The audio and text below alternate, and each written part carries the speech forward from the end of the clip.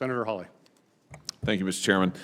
Mr. Cox, I know that Facebook has said in the past that it's their position as a private company, you're not subject to the First Amendment. I assume that hasn't changed, is that right? That's correct, Senator. But the United States government is subject to the First Amendment. I think we can probably all agree on. Hopefully we can. Hopefully that's still true in this country. Is it appropriate for Facebook to work with the United States government to avoid the First Amendment, help the U.S. government avoid the First Amendment? Senator, we do think it is sometimes appropriate to be in contact with government and with government organizations. To help them avoid the First Amendment? Senator, I'm not sure what specifically you're referring to. Well, let me ask you this. Do you think it's appropriate to work with the United States government to target private individual speech that is constitutionally protected? Senator, I'm not aware of that. Well, let me educate you. On July 16th, 2021, an employee at Facebook wrote to the Department of Health and Human Services saying, and I quote, "I know our teams met today to better understand the scope of what the White House expects from us on misinformation going forward." On July 23rd, 2021, a Facebook employee thanked HHS, quote, "for taking the time to meet earlier today and wanted to make sure you saw the steps we just took this past week to adjust policies and what we are removing with respect to misinformation. This included," and I'm still quoting, "increasing the strength of our demotions for COVID and vaccine-related content." On April 7th, 2021, a Facebook employee thanked the CDC for responding to misinformation queries, and I quote, "We'll get moving now to be able to remove all but that one claim as soon as the announcement and authorization happens." On July 28th of this year, a Facebook employee reached out to CDC about, quote, "doing a monthly misinfo debunking meeting."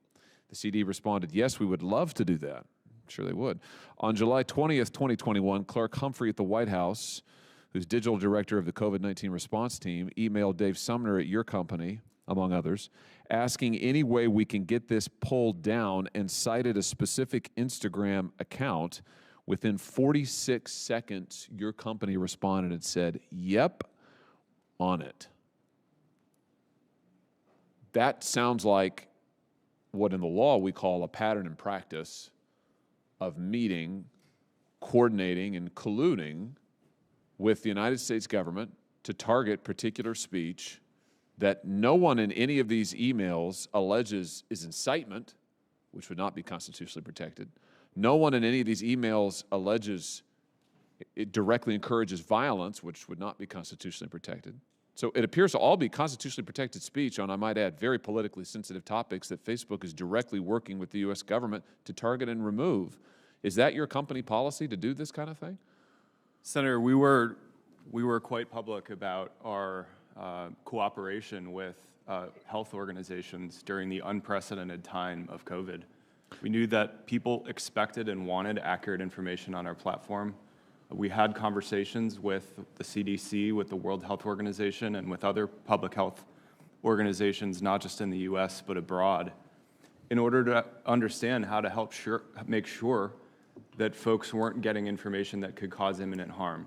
Fair enough. So you're saying that this was, in fact, company policy to have these kinds of meetings with HHS, with the CDC, with the White House directly, that you did engage in this behavior, and you think that it was entirely fine. Is that your testimony?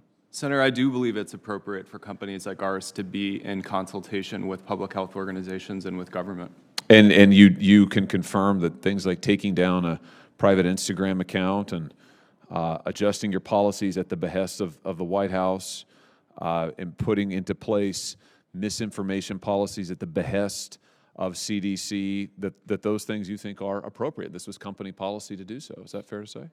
Senator, I'm not familiar with the Instagram account specifically that you're referencing, but we do know that people expected and hoped from the platforms that we would help them get accurate information about COVID during the unprecedented time, especially at the beginning. Well, isn't there a difference between you as a platform putting forward information and censoring your users at the behest of the White House, the administration more broadly and the CDC? Isn't there a distinction there?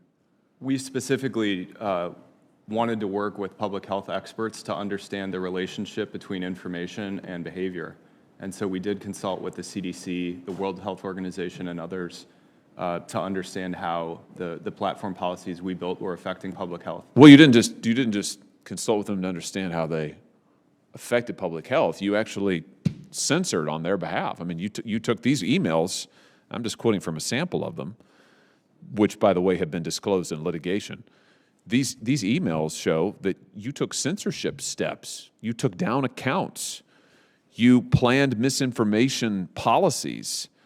You adjusted your policies at the behest of the United States government. I mean, that's not just some theoretical thing. That's actually targeting your users' speech. But I appreciate your forthrightness, by the way. But you're saying you think that's fine, and that was your policy. Senator, we've been public about our policies on COVID misinformation specifically, as well as on misinformation generally. And so you think you're not concerned about any of this? Nothing that I just read to you, you're not concerned about it at all? Respectfully, Senator, I think the balance of how to protect free expression as well as public safety is a difficult issue. But it's one we're committed to working with outside experts and publishing our work. Well, I appreciate you being so forthright. As I said, this is actually from litigation between the state of Missouri and the state of Louisiana and the federal government. I anticipate that your remarks under oath today are going to be very interesting and helpful to that litigation. I'll just say this. My view is that the United States government is bound by the First Amendment. They cannot encourage or coerce or incite or collude with a private party to get around the First Amendment, but you've just said to me today that that's basically what they did, that you coordinated with them repeatedly over a pattern of months and years to adjust and target your speech policies for protected speech at the behest of the United States government. I have to tell you, I've got a big problem with that, and I think all your users should too. Thank you, Mr. Chairman. Because the flag still stands for freedom, and they can't take that